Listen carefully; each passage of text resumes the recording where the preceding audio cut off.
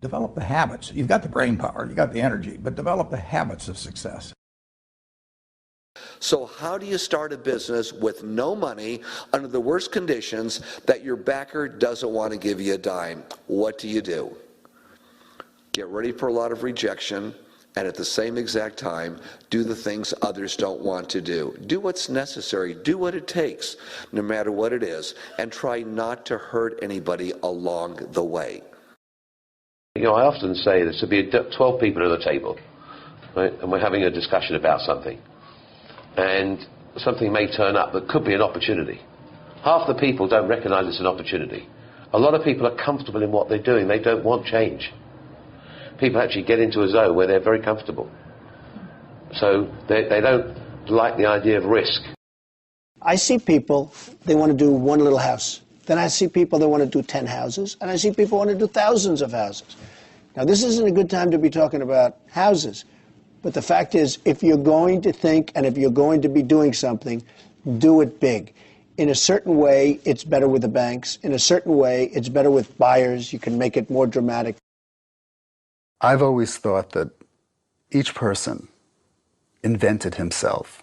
For whatever reasons, through whatever circumstance, through whatever he has gone through, that we are each a figment of our own imagination. From day one, I never tried to hide that I was the girl in my apartment with the red backpack. It's like, this is who I am, and I find that people end up rooting for you and opening more doors if you're really honest early on. Some people start businesses and try to come across that they're much bigger than they are because they feel like that's the only way they're going to be taken seriously. But if you know your product's great and you know why you made it, you don't have to apologize for being out of your home or your apartment or being small. You know, to create a business, you've got to initially work day and night, weekends. It's really hard work. I worked 24 hours a day, 7 days a week, and I cared. That's what I cared about. I cared about solving problems, being successful. Anytime an obstacle presented itself, I used it to my advantage and made it work. And I never heard the word no. If I heard the word no, it meant maybe. And then I made maybe yes. In the end, luck plays a very important part in how successful you are, but the harder you work and the longer you work, the luckier you're going to be. People need to understand that we cannot take a breath, that we have competitors who want to take the food off of our table. We have an economy in which there's 8% unemployment here, 9% unemployment in the US, and Starbucks Coffee Company is not something you have to have. It is a discretionary purchase. And so the mentality that you need in a business today, Starbucks or otherwise, to build sustainable success and enduring success is you have to eradicate the human behavior of relaxing, the human behavior of feeling like we have won.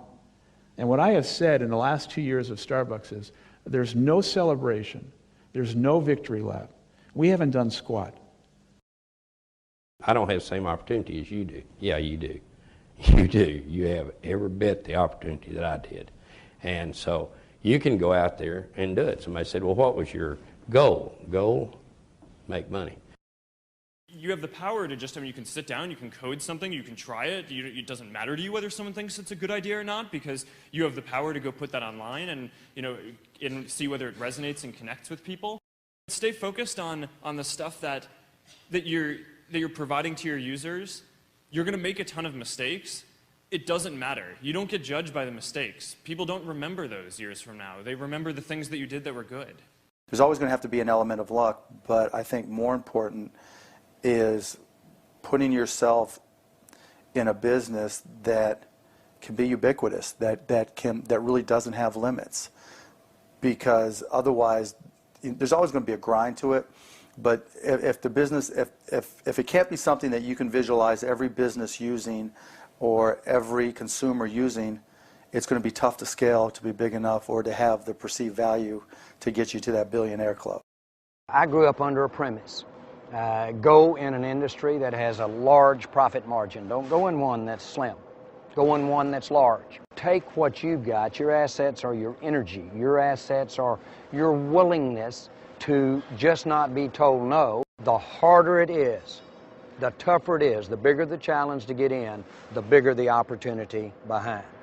The opportunities behind are endless. Now, Apple, fortunately, is one of the half a dozen best brands in the whole world.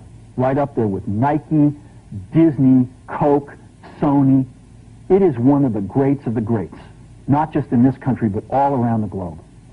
And but even a great brand needs investment and caring. If Alexander the Great could conquer the known world, why couldn't I start CNN? I thought it through really carefully, but I'd studied a lot more than most of my competitors. Most people haven't worked as hard as I have or studied as hard as I have, because when you look back in my life, most of my decisions, almost all of them, were brilliant. What fear is stopping you in your tracks and burning the soles of your feet? What if conquering that fear, whatever it is that keeps you from being what the Creator intended for you, what if you could unleash everything great in your life? Would you do it? Would you say yes to that? Don't allow anyone, friend, family, acquaintance, teachers, whoever it is, don't allow anyone to tell you that what you are dreaming for yourself and your family is not possible.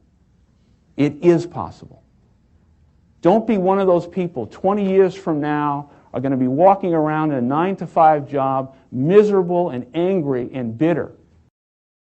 To punish failure is yet another way to encourage mediocrity, because mediocrity is what fearful people will always settle for.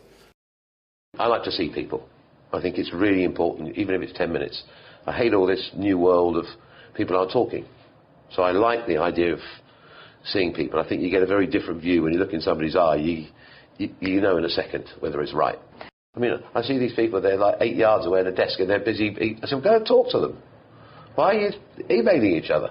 Go have the conversation. What happened before email? People spoke. Hello, good morning, how are you? Companies like Google are not getting rich on user-generated content. They're getting rich on the content of companies like Viacom, and we're not going to put up with that. We're not going to put up with people taking our product and not paying for it. They want our product, they can have it at the right price. I'm going to put the vast majority of my energy, attention, and dollars into building a great product or service, and put a smaller amount into shouting about it, marketing it. Because I know if I build a great product or service, my customers will tell each other. You have to mix in some patience with that. New companies generally shouldn't exist. Existing companies are usually pretty good at what they do. And so for a new company to exist, it not only has to come in, go into business and bring a product to market, but it has to bring a product to market that's so much better than what already exists that it punches through the sort of status quo. How can you achieve your dreams? I'll tell you the secret, but nobody ever follows it. Just do things in life the way other people don't do that. Change the status quo, and then you'll succeed. I've said that 1,000 times, nobody listens. If you do anything, you're going to get in trouble. If you don't do anything, you won't be in trouble, but you won't get anywhere either.